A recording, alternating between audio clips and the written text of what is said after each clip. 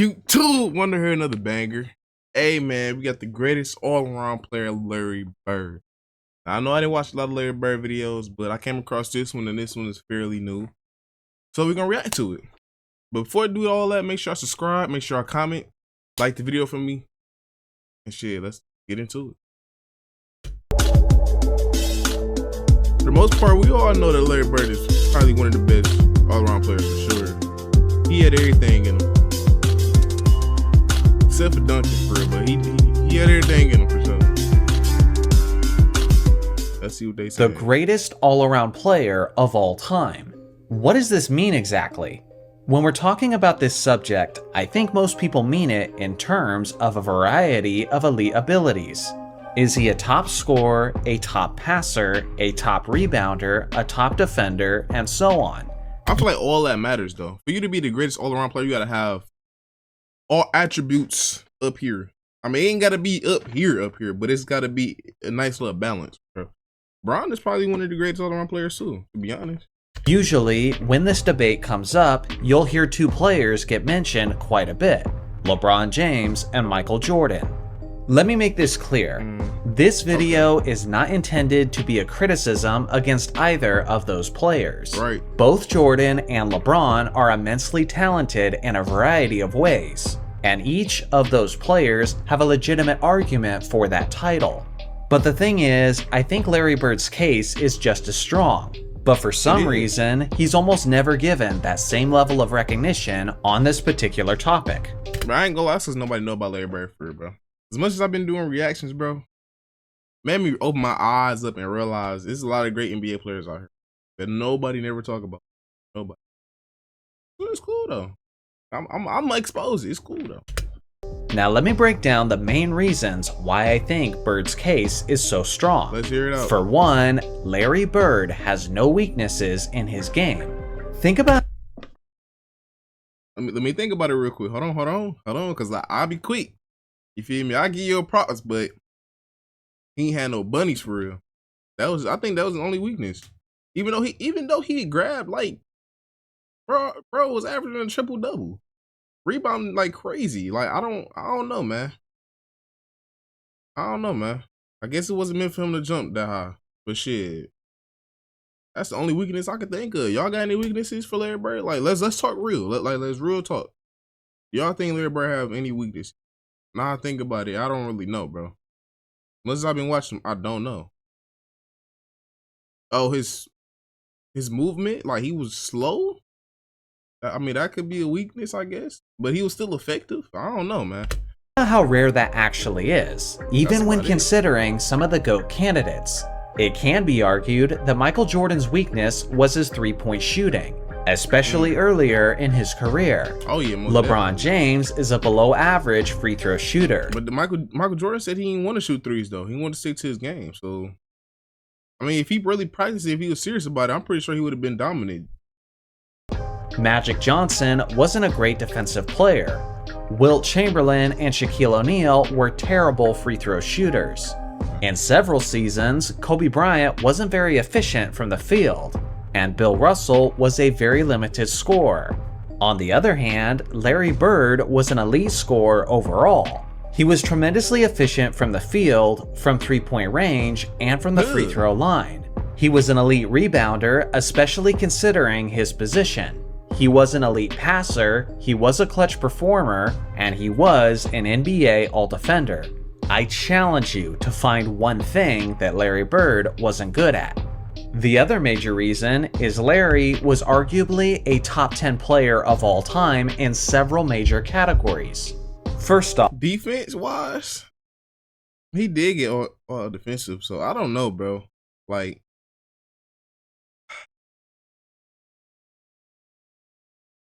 I don't know. I don't know. Let's continue hearing more. He probably got one for us. Off scoring. When you consider the greatest scorers in NBA history and factor in a player's scoring efficiency, he said he ain't had no what? Come on, nah. Larry Bird simply has to be in that conversation. He had a career scoring average of 24.3, which is only slightly behind the career scoring average of Kobe Bryant. He also has the second most 50-40-90 seasons in NBA history, trailing only Steve Nash. And Nash was never the 25 to 30 points per game player that Bird usually was. Over a 5-year stretch, from 1985 to 1989, Larry Bird averaged 28 points on 50-40-90 percentages. That level of sustained scoring efficiency. I guess that was his weakness then, his injuries, bro.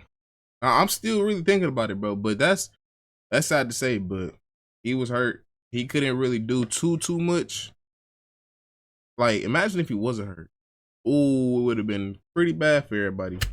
Is basically unmatched by the rest of NBA history. So again, he's arguably a top 10 scorer of all time. He's also arguably a top 10 rebounder in NBA history, when you consider the position he played. According to StatMuse, among small forwards, Bird has the 4th highest rebounds per game average in NBA history at 10. Wow. And I don't see nobody that's playing now. That's crazy. That's real life crazy. 0.1. The thing is, every other player in the top 8 spots all played in the 1960s, which was easily the most inflated rebounding era in the game's history. And that was due to lower field goal percentages and a faster pace of play. The closest small forward to Larry Bird in rebounds per game who didn't play in the 1960s was Shawn Marion, who wasn't even close to Larry's numbers. He was able to accomplish this thanks to his 6'9" frame, thanks to his all-out play style, and because of his intelligence on the court. In clutch situations, he dominated the boards to an even greater extent.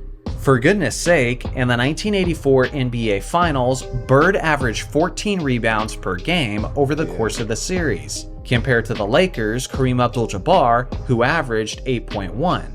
In the 1981 Finals, Bird averaged 15.3 rebounds, going toe-to-toe with the legendary rebounder Moses Malone. When you consider the era and the position he played, Bird is not only Moses Malone was about the same height as him, though. A top 10 scorer of all time, but he's also a potential top 10 rebounder of all time. Then you have Bird as a passer. He had creativity and court vision that was very nearly on the level of the great Magic Johnson. At times, it looked as if Bird had eyes in the back of his head with some of the passes he was making. Among small forwards, Larry has the 2nd highest assists per game average of all time, ahead of Scottie Pippen and trailing only LeBron James. Wait, that's 1, 2, 3? That can't be. LeBron can't be number 1 on that list. As far as assists per game, I gotta look that one up. But unlike LeBron James and Scottie Pippen, Bird's assists per game average actually increased in the postseason.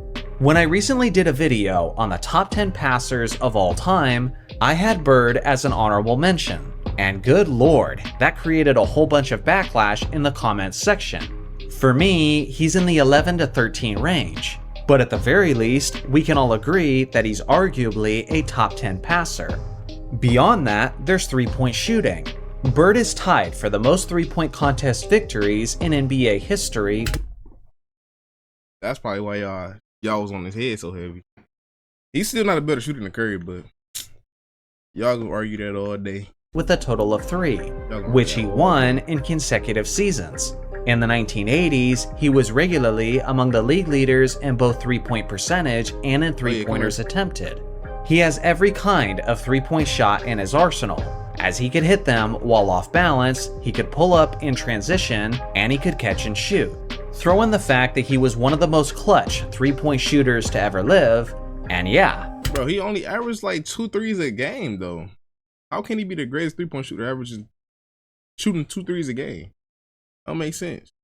At the very least, Bird has an argument for being a top 10 3-point shooter. So to recap, he's arguably a top 10 scorer all time, a top 10 rebounder, a top 10 passer, and a top 10 3-point shooter.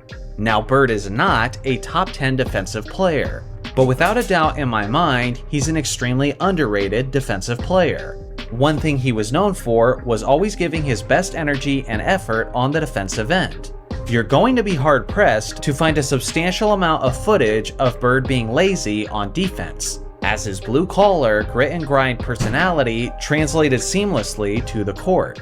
Although he wasn't the fastest, he had a lot of good IQ though. Like as far as moving and stealing the ball, probably not, but he knew exactly what you was about to do, and that could be good defense for sure. Player on the court, he was extremely quick with his hands, as Bird was regularly among the league leaders in steals per game, as he averaged 1.7 over the course of his career. He was also an above-average shot blocker for his. Wait, that list's not actually bad though. He neck and neck with Paul George, and Paul George is an elite defender. I don't know, bro. Scottie Pippen is an elite defender, and his name is right below him. I don't know, y'all. Yeah, we might have to give him that. For the course of his career. He was also an above-average shot blocker for his position, as he averaged 0.84 over the course of his career, which is actually a higher blocks per game average than proven defensive small forwards like LeBron James and Kawhi Leonard. Bird has 3 All-Defense Team selections on his resume, and even finished as high as 3rd overall in the Defensive Player of the Year rankings in 1983.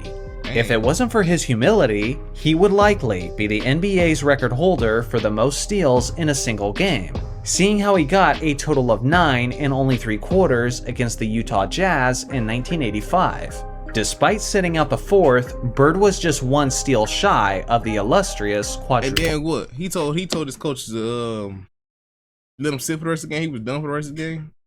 I would have got that quad. That was easy quad, Larry Bird. I would have for sure got it. You had 1 more quarter to get 1 more steal, you would have had it for sure. Double.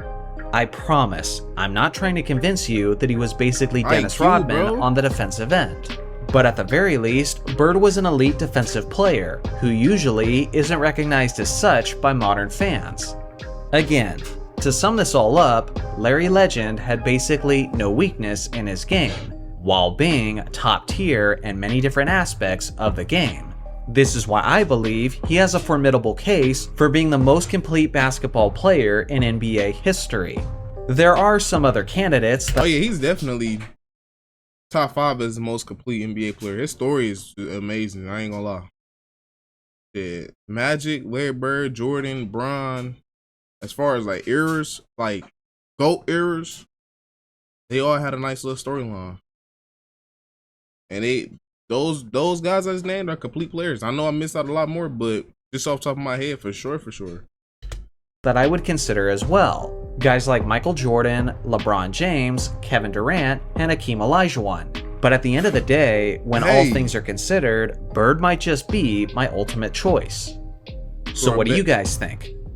I ain't gonna lie what I think, bro. Look, listen, bro.